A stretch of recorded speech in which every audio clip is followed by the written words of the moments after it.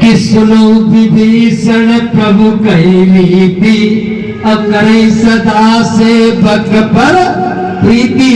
मेरे प्रभु कृपा नहीं करते हैं, वो प्रीति करते हैं। प्रीति कैसी होती है पता है?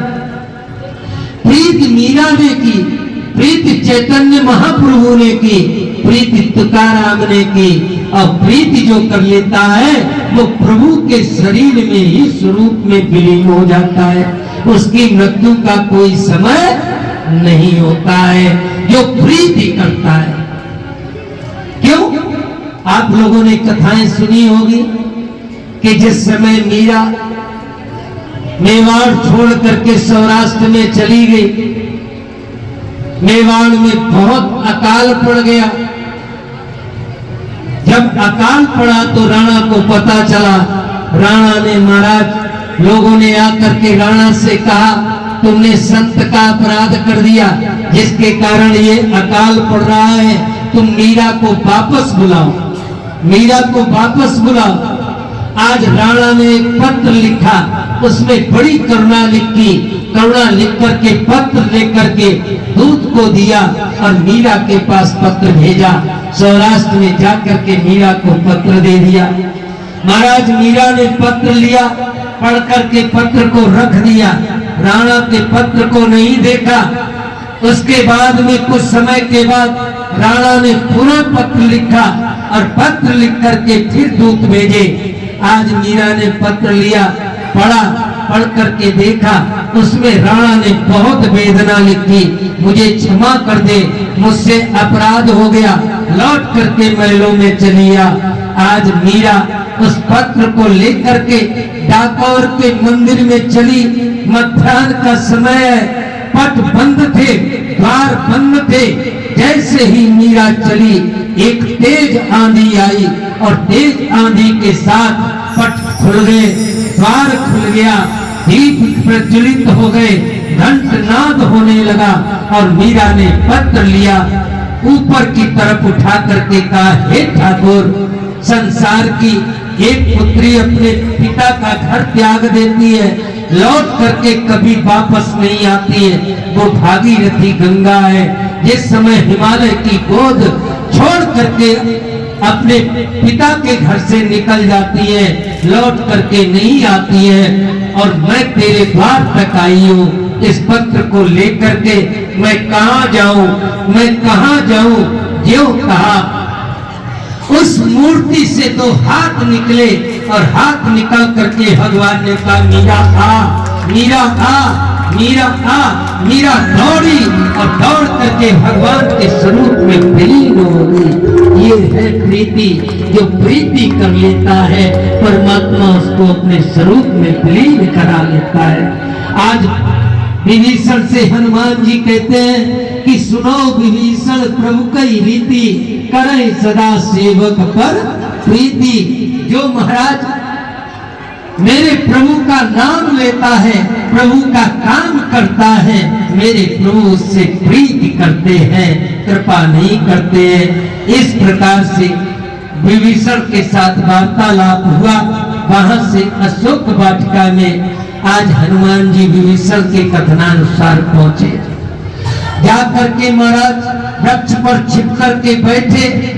उसी समय देखा कि रावण तमाम राक्षसियों को साथ में लेकर के आया, सीता को तरह तरह से प्रताड़ित करता है। सीता आज जो है महाराज मन में विचार करती है कि कहीं अग्नि मिल जाती, उस अग्नि में अपने शरीर को जला करके दग्ध कर देती। लेकिन रावण ने कहा, 1 मास का तुमको समय देता हूँ, तुम निश्चित करो, मेरा वरण करो, अन्यथा मैं तुम्हारा सिर धड़ से अलग कर दूंगा। ऐसा कह करके चला गया। उसी समय आज महाराज मां जानकी कृष्णा से अग्नि की मांग करती है, अपने आप को दग्ध करने के लिए ऊपर बैठे हुए वृक्ष के, अशोक के वृक्ष के ऊपर हनुमान जी ने राम नाम अंकित मुद्रिका जानकी जी के हाथों में डाल दी। जो मुद्रिका देखी, प्रभु के नाम की अंकित मुद्रिका, पहले तो सशंकित हुई, ये कौन है? जिसने ये मुद्रिका दी। महाराज उसी समय जानकी जी ने कहा, लाने वाले मुद्रिका को मेरे सामने उपस्थित हो। छोटे से बानर के रूप में हनुमान जी आकर के उपस्थित हुए। जानकी जी से कहा, सत्य शपथ करुणा निधान की। जो करुणा निधान नाम लिया उसी समय महाराज आज माता जानकी के सिवा प्रभु का जो करुणा निधान नाम है ये कोई जानता नहीं था।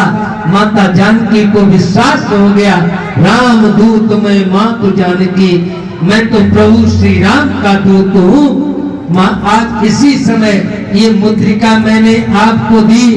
दीन राम तुम कह सैदानी। महाराज आपको सैदानी मान करके ये मुद्रिका जो मैंने आपको प्रदान की। आज जानकी जी ने हनुमान जी से कहा, यहाँ तो बड़े बड़े राक्षस हैं, बड़े बड़े दुर्दांत हैं, तुम छोटे से रूप में हो, यहाँ से कैसे निकल करके जाओगे। उसी समय हनुमान जी ने माता जानकी को अपना विशाल रूप दिखलाया और जब विकराल रूप दिखलाया माता जानकी से कहा, माँ अगर तुम कहो तो मैं अभी तुम्हें अपने साथ लेकर के प्रभु के पास चल पड़ूं। माता जानकी ने कहा, नहीं हनुमान, तुम्हें पता है कि मैं किसी दूसरे का स्पर्श नहीं कर सकती हूँ और मेरे प्रभु का बड़प्पन उसी में होगा कि वो आकर के मुझे यहाँ से लेकर के जाएंगे। हनुमान जी ने कहा, माँ मुझे भूख लगी है। आज उसी समय माता जानकी की आज्ञा पा करके तमाम अशोक वाटिका के वृक्ष तोड़े, फल खाए, महाराज मंत्रियों के पुत्रों का वध किया, तमाम राक्षसों का वध किया, अक्षय कुमार का वध किया। जैसे ही राक्षसों के द्वारा रावण को सूचना प्राप्त हुई उसी समय आज महाराज रावण ने मेघनाथ को भेजा। इंद्रजीत ने आकर के ब्रह्मास्त्र में हनुमान जी को बांध लिया। ब्रह्मास्त्र की मर्यादा रखने के लिए ब्रह्मास्त्र को हनुमान जी ने नहीं तोड़ा। जैसे ही रावण के दरबार में पहुंचे, रावण से तमाम वार्तालाप हुआ, तुमने क्यों मेरे पुत्र का वध किया, क्यों मेरे सैनिकों को मारा। हनुमान जी कहते, जिसने मेरे साथ जैसा किया ठीक ठाक मैंने उसके साथ वैसा ही किया, मैंने कुछ अलग से नहीं किया। मुझे तो भूख लगी थी इसलिए मैं वृक्ष को पकड़ता था, कोई अपने आप उखड़ जाता था, कोई टूट जाता था, मैंने किसी भी वृक्ष को तोड़ा नहीं। रावण ने उसी समय अपने सैनिकों को आदेशित किया कि इसको वध कर दो, इसको मारो। जो कहा विभीषण ने आकर के उपदेश दिया। रावण को कहा कि देखो दूत के साथ कैसा बर्ताव करना चाहिए। यही बात तो भगवान कृष्ण ने भीम दुर्योधन से कहा था जब शांति दूत बन करके गए। दुर्योधन ने तड़प करके कहा था, सुचक्रे ने उदास्यामी बिना युद्धेन के सवा, सुई के नोक के बराबर भूमि बिना युद्ध के नहीं दूंगा। तो भगवान ने कहा, तुझे तो ये भी नहीं पता शांति दूत के साथ कैसा बर्ताव करना चाहिए। विभीषण ने कहा, दूत को कभी वध नहीं करना चाहिए। महाराज इसको जो दंड देना चाहो दे दो। रावण ने पूछा हनुमान जी से, अध्यात्म रामायण में लिखा, रावण ने पूछा हनुमान जी से, बताओ तुम्हें क्या दंड दूं। हनुमान जी ने कहा, तुम्हें पता है कि हम लोगों की सबसे ज्यादा ममता कहाँ पर रहती है, मेरी पूंछ पर रहती है, इसलिए मेरी ममता पूंछ पर। आज जो कहा रावण समझ गया, बात बन गई, इसकी पूंछ पर ही ममता है, इसलिए इसकी पूंछ में अग्नि लगानी चाहिए। ये पूंछ क्या है? एक कथा आती है। जिस समय भगवान शंकर ने माता पार्वती से कहा कि मैं प्रभु की सहायता के लिए बानर के रूप में जाऊंगा, माता पार्वती ने कहा, प्रभु अगर आप उनकी सहायता के लिए वानर के रूप में जाओगे तो मैं कैसे रह जाऊं, मैं भी चलना चाहती हूँ और युद्ध के मैदान में मैं असाधारण सहायता करूंगी। इसलिए आज माता पार्वती स्वतः हनुमान जी की पूंछ बन करके पूंछ के रूप में आई और भगवान शंकर हनुमान के रूप में आए। शक्ति तो पूंछ ही में थी, इसलिए हनुमान जी ने कहा कि कब के मनता पूंछ पर, महाराज पूंछ पर अग्नि लगाई, इतनी लंबी पूंछ को कर दिया कि उस लंका के जितने भी वस्त्र थे वो सब लपेट दिए, किसी के कोई बसन नहीं बचे, महाराज कोई घी तेल नहीं बचा, सब उसमें लपेट करके लगा दिया। और लगा करके जैसे ही आग लगाई तो हनुमान जी तो खूब इधर से उधर कूदना शुरू किए, संपूर्ण लंका जलाई एक विभीषण का घर छोड़ करके। आज जैसे ही लंका जला करके चारों तरफ चीत्कार हो रहा है, हनुमान जी समुद्र में पूंछ बुझा करके माता जानकी के पास पहुंचते हैं और माता जानकी के चरणों में प्रणाम करके कहते हैं, माते अब मुझे जाने की आज्ञा दो, मैं जाना चाहता हूं। उसी समय माता जानकी से निवेदन किया कि मात मोय दीजे कछ जीना, और जैसे ही रघुनायक मोय दीना। तो पुत्र का भाव हृदय जब भयो, तो चूड़ा मणि उतारे तब गयो। ये प्रसंग थोड़ा विस्तारित है।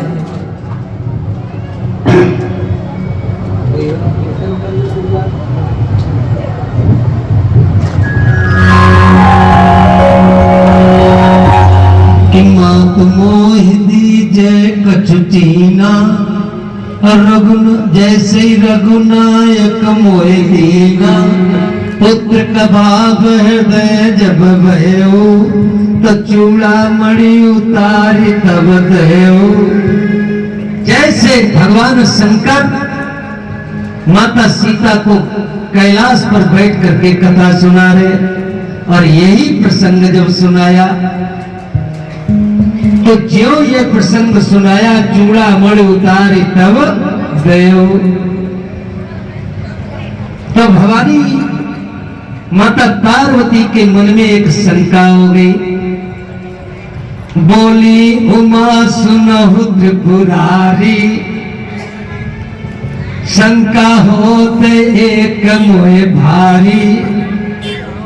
एक शंका मेरे मन में हो गई।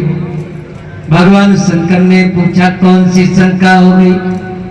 तो भवानी पार्वती ने शंका देखो कितनी सुंदर है कि सदवा बसन निकारन काही, और विधवा बसन उतारन काही। तो सीता मन में का विचारी, जो चूड़ा मणि दियो तुरंत उतारी। सदवा माताएं जो होती है वो अपने आभूषणों को कभी उतारती नहीं, निकालती हैं। जब माताएं विधवा होती हैं तो उनके आभूषण उतरवाए जाते हैं। तो जानकी जी सदवा है या विधवा है जो उन्होंने चूड़ा मणि उतार करके दे दी? ये प्रश्न किया माता पार्वती ने भगवान शंकर से। तो ये सुन शिव बोले मुस्काई, और सादर सुनहु मां भ्रम जाई। अरे भवानी तुम सादर आदर के सही श्रवण करो, तुम्हारे मन का भ्रम निकल जाए। कि राम सी संजोग में चूड़ा मणि थी हार, और सीय को राम वियोग में चूड़ा मणि भई भार। राम सीय संजोग में चूड़ा मणि थी हार, और सीय को राम वियोग में चूड़ा मणि भई भार। तो भार उतारन सबको काही, और भार निकारन कौन काही। तो सीता मन में भार विचारी, इसलिए चूड़ा मणि दियो तुरंत उतारी। चूड़ा मणि इसलिए चूड़ा मणि उतार करके दे दी। ज्यों कहा तो माता पार्वती फिर बोल पड़ी। बोली उमा सुनहु त्रिपुरारी, और दूसर शंका सुनो हमारी। अब तो दूसरी शंका पैदा हो गई। वो कौन सी? कि चूड़ामणि सुहाग था तो जनक सुता क्यों दीन, अब ब्रह्मचारी हनुमान थे तो चूड़ामणि क्यों लीन। ये प्रश्न कर दिया माता पार्वती ने भगवान शंकर से। तो ये सुन शिव बोले मुस्काई, असादर सुनो उमा ब्रह्म जाई। महाराज भगवान शंकर कहते हैं कि देखो तुमने प्रश्न तो बहुत बढ़िया किया कि कोई भी स्त्री अपना सुहाग उतार करके दे ही नहीं सकती है, और जानकी जी ने अपना सुहाग क्यों दे दिया? और हनुमान जी ब्रह्मचारी थे तो उन्होंने किसी का सुहाग क्यों ले लिया? यह प्रण कियो निशाचर ना था, एक मास महु का टब माथा, जब सिर न रहो भूषण का रहो, ये विचार सीता मन भयो। रावण ने आकर के सीता जी को कहा कि महाराज 1 मास के अंदर तुम्हारा सिर काट लूंगा, जब सिर ही नहीं रहेगा तो ये सुहाग का भूषण कहाँ रह जाएगा। ये विचार सीता जी के मन में जब आया, इसलिए चूड़ामणि उतार तब दयाऊ चूड़ामणि, इसलिए चूड़ामणि उतार करके दे दी। अथवा सीता जी के मन में विचार आया कि कर का भूषण भेज कर मानो कर गहलीन, तो सिर का भूषण भेज कर शीस चरण धरि दीन। प्रभु राम जी ने अपनी मुद्रिका कर का भूषण भेजा तो भेज करके संदेशा दिया कि मैं तुम्हारा कर पकड़ ले रहा हूं, अब तुम मुझसे दूर नहीं हो। तो जानकी जी ने प्रत्युत्तर में अपने सिर का श्रृंगार आज हनुमान जी को दिया कि मैं अपना सिर आपके चरणों में रख रही हूं, समर्पित कर रही हूं। तो जब ये जोड़ बराबर भयो, इसलिए चूड़ामणि उतारी तब दयाऊ चूड़ामणि, इसलिए चूड़ामणि को उतार करके दे दिया। अथवा जानकी जी ने विचार किया कि और न कभी मैं चरण निहारी, शीश काट पृथ्वी पर डारी, तब प्रभु कर हुई अपमाना, ये विचार सीता उरयाना। इसलिए जानकी जी के मन में जब ये विचार आया कि मेरे प्रभु का अपमान हो जाएगा, इसलिए महाराज आज चूड़ामणि को उतार करके दे दूं। अथवा कि लंका गवन कीन कभी ना था, हर्ष हृदय धरि रघुनाथा। हनुमान जी जब लंका के लिए गए तो अपने हृदय के मध्य में प्रभु राम जी को रख करके लेकर के गए। कभी बसी सांभली सूरत, आज सीता देख लई सोई मूरत। जैसे ही हनुमान जी सीता जी के चरणों को छूने के लिए झुके, उसी समय जानकी जी ने आज प्रभु राम जी की सांवली सूरत हनुमान जी की छाती में देख ली। तो जब हनुमान चरण धरि माता, तो हृदय मध्य देखे रघुनाथा। अपति स्वरूप जब देखत भयऊ, इसलिए चूड़ामणि उतारी तब दयाऊ चूड़ामणि। तुमने प्रश्न किया था कि चूड़ामणि सुहाग था तो जनक सुता क्यों दीन, अब ब्रह्मचारी हनुमान थे तो चूड़ामणि क्यों लीन। भगवान शंकर कहते हैं, अरे भवानी, जब अपने पति के स्वरूप को जानकी ने देखा, पति स्वरूप को जब देखत भयो, जैसे ही पति का स्वरूप दिखलाई पड़ा, वहां हनुमान जी का स्वरूप ही नहीं दिखलाई पड़ा। इसलिए जानकी जी ने चूड़ामणि उतार करके दे दी। जब ये बात कही तो भवानी पार्वती के मन में तीसरी शंका पैदा हो गई। बोली उमा सुनो त्रिपुरारी, और तीसरे शंका सुनो हमारी। अब तो तीसरी शंका बन गई। बोली कौन सी? कि और आभूषण छोड़कर चूड़ामणि क्यों दीन। अब ब्रह्मचारी हनुमान थे तो चूड़ामणि क्यों लीन। अरे महाराज, जानकी जी के पास क्या कोई और आभूषण नहीं रह गया था क्या? सब सुग्रीव के आश्रम के पास ही पर्वत पर फेंक दिए, केवल चूड़ामणि ही बची थी। और आभूषण होते कोई और दे देते, चूड़ामणि ही क्यों दे दी? भगवान शंकर ने कहा, भवानी बड़ी सुंदर बात पूछी। ये सुन शिव बोले मुस्काई, और सादर सुनो उमा भ्रम जाई। कि ये चूड़ामणि आई कहां से? कैकेयी ने इंद्राणी को ये चूड़ामणि दीन, और जहां कहीं भूषण रहे कभी नार लीन। ये चूड़ामणि इंद्राणी ने कैकेयी को दी थी। कब? जिस समय देवासुर संग्राम में महाराज दशरथ गए, और महाराज दशरथ के साथ कैकेयी गई, और देवासुर संग्राम में देवताओं को विजय दिलाई। महाराज कैकेयी ने बहुत बड़ी सहायता की।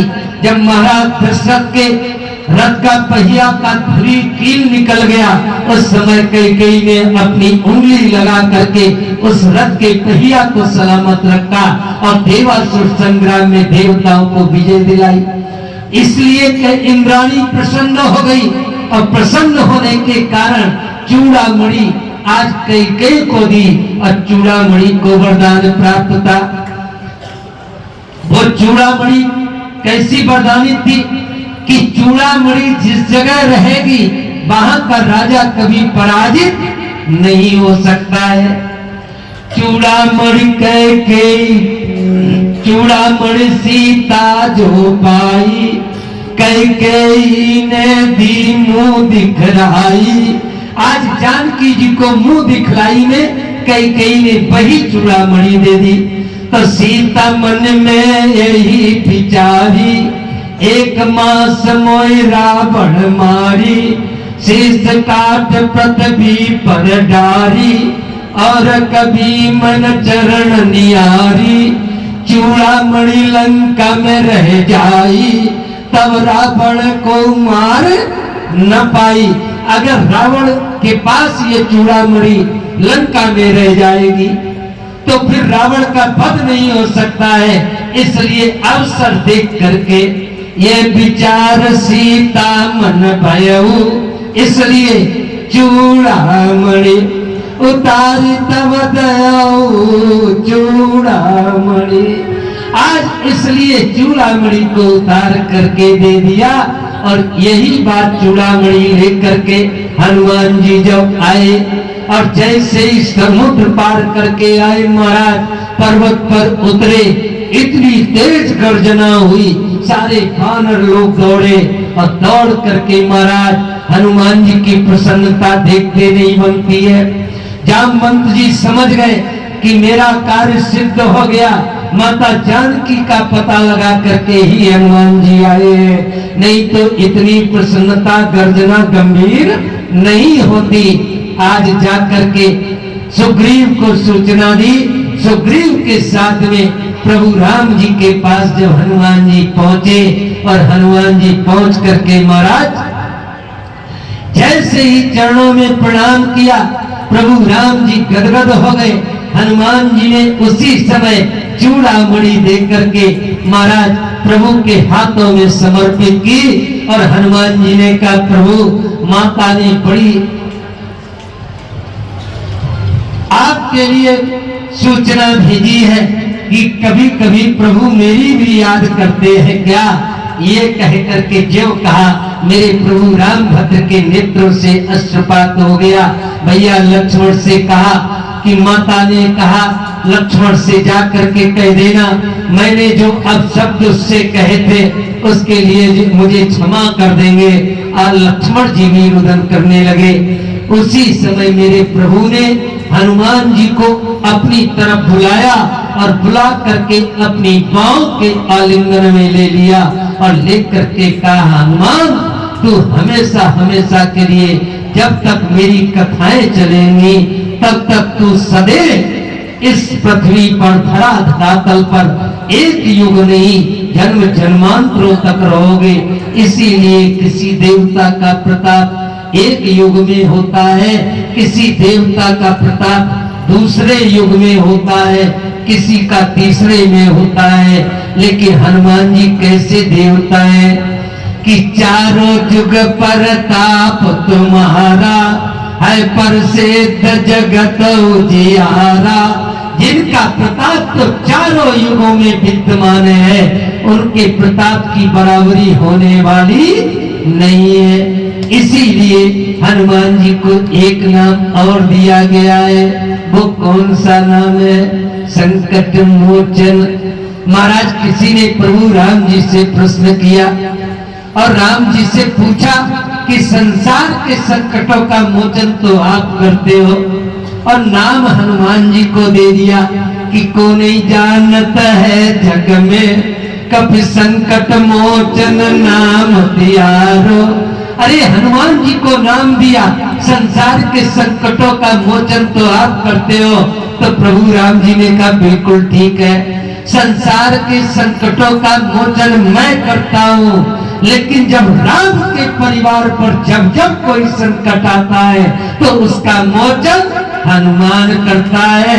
क्या चाहे वो लंका में बैठी हुई जानकी हो, उसका पता लगाना है तो हनुमान जाता है। चाहे वो युद्ध के मैदान में लक्ष्मण को शक्ति बाण लगाओ तो संजीवनी ला करके उसको प्राण दान देता है तो वो हनुमान है। चाहे वो नंदी ग्राम में बैठा हुआ भरत आज चिता के ऊपर बैठ करके शरीर को शांत करना चाहता है। महाराज वहां पर प्रभु की वन अवधि समाप्त होने से पूर्व जाकर के आज हनुमान जी भरत जी को सूचना दे करके उनके प्राणों की रक्षा कर देते हैं। इसलिए राम जी कहते हैं जब जब राम के परिवार पर कोई संकट आता है तो उसका मोचन हनुमान करता है।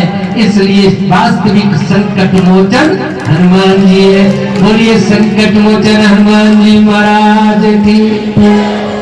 अरे महाराज उस लंका के युद्ध मैदान में एक बार महाराज इंद्रजीत ने ऐसा बाण चलाया, उस बाण से सभी बानर सभी लोग मूर्छित हुए। अध्यात्म रामायण में लिखा है कि कुछ पल के लिए प्रभु राम जी भी मूर्छित हो गए। उस मूर्छा से जब प्रभु राम जी जागे तो जामवंत से सबसे पहले एक ही बात पूछी, कहो हनुमंत जीवित है? हनुमंत जीवित है? जामवंत जी ने कहा प्रभु आपने हनुमान के सिवा और किसी के लिए नहीं पूछा कि हनुमान जीवित है। प्रभु कहते हैं अरे जामवंत जी अगर हनुमान जीवित है तो जितने भी मरे होंगे उनको जिंदा करने की शक्ति हनुमान में है। इसलिए हनुमान का जीवित रहना परम आवश्यक है। ये केवल हनुमान जी के सिवा किसी में होने वाला नहीं है। आज इसीलिए भगवान खुद कहते हैं कि नाथ पवन सुत कीन जो करनी सहसो मुख न जाए सो बरनी। हनुमान जी की जो करनी है वो हजारों हजारों मुखों के द्वारा उनका वर्णन कभी किया नहीं जा सकता है। इस प्रकार से महाराज हनुमान जी के चरित्र तो बहुत ही बहुत है।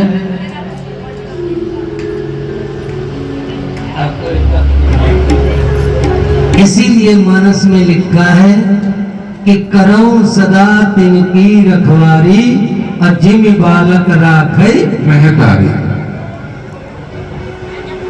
इसका मतलब है सबकी रक्षा की ठेकेदारी भगवान नहीं लेते हैं। जो उनको जानता मानता और पहचानता है, उनको जाना और माना पहचाना किसने है? थोड़ा सा चिंतन करो, महाभारत में प्रवेश करो एक बार। महाभारत में महाराज युद्ध चल रहा था, 7 दिवस पर्यंत किसी पांडव का बाल वाका नहीं हुआ। एक दिन दुर्योधन आया, भीष्म पितामह से आकर के कहने लगा, पितामह तुम अन्न मेरा खाते हो, काम पांडवों का करते हो। पितामह ने कहा, दुर्योधन मैं अन्न भी तेरा खाता हूं, काम भी तेरा करता हूं। दुर्योधन ने कहा, अगर आप मेरा काम करते तो मेरी शत्रुता 5 पांडवों से थी, अब छोड़ी सेना का अंत हो गया, लेकिन 5 पांडवों में से किसी पांडव का वध नहीं हुआ। पितामह ने देखा कि दुर्योधन मुझे मिथ्या दोष लगा रहा है, इसलिए आज पितामह ने दुर्योधन के समक्ष प्रतिज्ञा कर दी और प्रतिज्ञा करके कहा, दुर्योधन कल सूर्यास्त से पहले किसी न किसी पांडव का वध मेरे हाथों हो जाएगा। दुर्योधन प्रसन्न हो गया, पितामह की प्रतिज्ञा कभी खाली नहीं हो सकती। दुर्योधन चलने लगा तो पितामह ने कहा, दुर्योधन प्रातः काल की बेला में अपनी पत्नी भानुमति को मेरे पास भेज देना, मैं तेरी जीत के ढेरों आशीर्वाद उसे प्रदान कर दूंगा, फिर तेरा कुछ बाल वाका नहीं होगा। आज दुर्योधन प्रसन्न होकर के चला गया, लेकिन विचार करो, 5 पांडवों की रक्षा की ठेकेदारी किसके पास थी? जाको राखे साइया मार सके ना कोई, अपाल न बाका कर सके जो जग भैरी होए। अरे महाराज, उसका कौन बाल वाका कर सकता है? मेरे भगवान गोविंद अपने कक्ष में चहल कदमी करने लगे। विचार किया, पितामह ने प्रतिज्ञा कर ली। अर्धरात्रि की बेला के बाद जाकर के द्रौपदी के कक्ष पर भगवान पहुंचे और द्रौपदी के कक्ष पर जाकर के कुंडी खटखटाई। अंदर से आवाज आई, कौन? द्रौपदी ने कहा। जैसे ही आवाज लगाई, भगवान गोविंद ने कहा, मैं हूं कृष्ण। द्रौपदी ने आकर के द्वार खोला, जो देखा कृष्ण, चौंक पड़ी, भैया इतनी रात गए तुमको निद्रा नहीं आई? भगवान गोविंद ने कहा, बहन मुझे नींद कैसे आवे जब अपनी रक्षा की ठेकेदारी तो मुझे दे रखी। आज का युद्ध तेरे बिना जीतना मुश्किल है, आज के युद्ध में मुझे तेरी आवश्यकता है। द्रौपदी चौंक पड़ी, आज के युद्ध में मैं क्या कर सकती हूँ? युद्ध से मेरा क्या मतलब? भगवान ने कहा, कोई मतलब नहीं, मैं तुझे जहां लेकर के चलो तुम मेरे साथ चलो। आज द्रौपदी को लेकर के भगवान चले। द्रौपदी के पैरों में चप्पल पड़ी थी, चट चट की आवाज। भगवान ने कहा, बहना ये चप्पल उतार लो, रात्रि का समय है, अगर सैनिक लोग जाग गए तो भेद खुल जाएगा। आज द्रौपदी ने चप्पल उतारी, मेरे भगवान गोविंद ने उन चप्पलों को अपने पीतांबर में लपेट करके कांख में दबा लिया और लेकर के चल पड़े। एक ऐसे द्वार पर पहुंचे शिविर पर जहां पर बोर्ड लगा हुआ था, बाल ब्रह्मचारी बाबा भीष्म पितामह। द्रौपदी ने देखा, एकदम से चौंक पड़ी, भैया ये तो पितामह का शिविर है, यहाँ लेकर के क्यों आए हो? आज उसी समय भगवान गोविंद ने कहा, बहना यही तो जगह है जहां आज के युद्ध के ढेरों आशीर्वाद मिलने। कैसा समय है? प्रातः की बेला में बाबा भीष्म की लगी समाधि थी, मन प्रभु चरणों में लीन हुआ, दूसरी न कोई व्याधि थी। आज भीष्म पितामह तो बैठे हुए थे अपने भगवान से ध्यान लगा करके। भगवान ने क्या किया कि खुद तो बाहर ही खड़े रहे, अंदर भेजा पंचाली को, कौरव दल की बर्बादी को, पांडव दल की खुशहाली को। आज द्रौपदी को भेजा और द्रौपदी से कह दिया कि पहले परिचय की बात न हो, जब सारा काम बना लेना, पीछे से चलने के समय थोड़ा सा परिचय दे देना। पहले नहीं, जब तक आशीर्वाद नहीं मिले तब तक परिचय ना हो पाए, लेकिन जब आशीर्वाद मिल जाए तो पीछे से परिचय दे देना। तो द्रौपदी ने जा मत्था टेका चरणों में भीष्म पितामह के। इतने में बाबा बोल पड़ा, सौभाग्यवती हो बेटी, तेरी मांग सिंदूर से न खाली हो, तू वीर कुमारो बाली हो, तेरे हाथों के मेहंदी की रंगत कभी न छूटे ऐ बेटी। आज बाबा भीष्म पितामह ने दुर्योधन की पत्नी भानुमति समझ करके द्रौपदी को आशीर्वाद दे डाले। जब आशीर्वाद द्रौपदी को मिल गए तो द्रौपदी ने सोचा मेरा काम हो गया, अब मैं अपना परिचय दे दूं। इतने में द्रौपदी बोल पड़ी, बाबा ये क्या फरमाते हो, कल और कहा अब और कहा, तुम सत्यवादी कहलाते हो। कल तो तुमने प्रतिज्ञा कर ली थी कि कोई न कोई पांडव मेरे हाथों मारा जाएगा। मेरे 5 पतियों में से यदि एक भी मारा जाएगा, फिर तुम ही बतलाओ बाबा ये आशीर्वाद सच कहलाएगा। अगर आपकी कल की प्रतिज्ञा सच्ची होगी कि आज का आशीर्वाद सच्चा होगा। जो पितामह से कहा, इतने में बाबा चौंक पड़ा, हाथों से माला छूट गई, अब प्रभु चरणों में लगी समाधि, बाबा की तो टूट गई। आज तो समाधि टूट गई।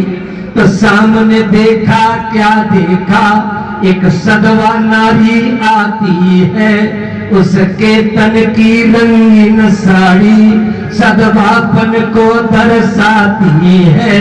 और जैसे ही सामने द्रौपदी को देखा, इतने में बाबा बोल पड़ा, एक बात बता दे ए बेटी, सच बतला दे बेटी, द्रुपद सुता है कौन तुम्हें लाने वाला, यहाँ तुम्हें लेकर के इस समय कौन आया, तू सच बतला दे। द्रौपदी ने कहा, बाबा मैं अपनी दासी के साथ में आई हूँ। तो बाबा ने कहा, मैं उस दासी का दर्शन करना चाहता हूँ। किस दासी के साथ में आई हो, मुझे उसका दर्शन करवाओ। तो ड्योढ़ी पर चले। तो ड्योढ़ी पर आकर जब देखा, ड्योढ़ी का दृश्य निराला था, पीतांबर का घूंघट काढ़े बैठा वो मुरली वाला था।